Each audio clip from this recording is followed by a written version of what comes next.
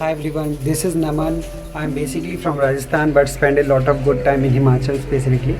First of all, a very thank you to team On The Green for giving me an opportunity to express myself.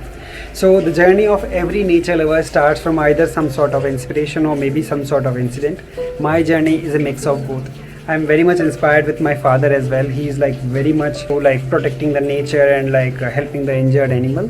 So we used to feed a lot of cows specifically, but when I see like even from the schools, because I have a science background, even from during the schools I like see a lot of waste that is being thrown away. The lot of cow we used to feed that died just because they consume a lot of plastic. And then I identified, because most of the single-use plastic which we are using and most of the packaging product which we are using specifically in the term of plastic, that is sort of edibles like the chips packet and Maggie and all. So apart from that, during my graduation I used to teach students. I used to volunteer in government schools like about sustainability, plastic packaging and waste segregation, which I am doing right now in Himachal as well. So the thing is like the feedback which I got from the parents of these students is like, this is the real type of education, like they are feeding the birds, they are helping the injured animals. So I was like very much excited because our future generation has a lot of responsibility.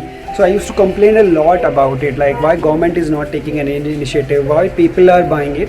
Then I met a guy from Sweden in Rishikesh, and he said that he was on a Goa trip. He constantly asked about any plastic alternative when it comes to like water bottles, but the shopkeeper was not having that sort of product range.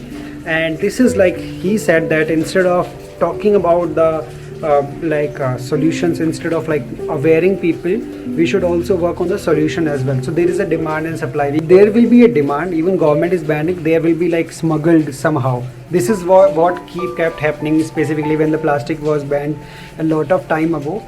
So the thing is like you have to work on the supply as well. So there are a lot of product which is already been made from a past culture as well.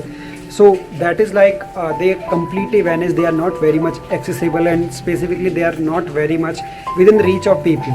So since morning to evening we spend a lot of time with plastic specifically, and by default we use a lot of single-use plastic. So from morning to evening we spend a lot of time with plastic, specifically with single-use plastic, and which is not very much categorized under this plastic ban as well.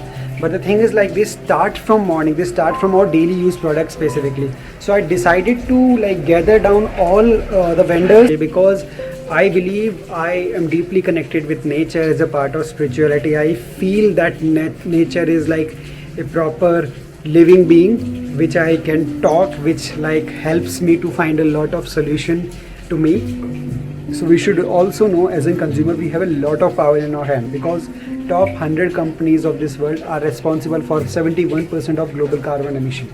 And specifically as a lifestyle what we are living, we can do a lot. Even like when we refuse a plastic bottle, that's also count as a step.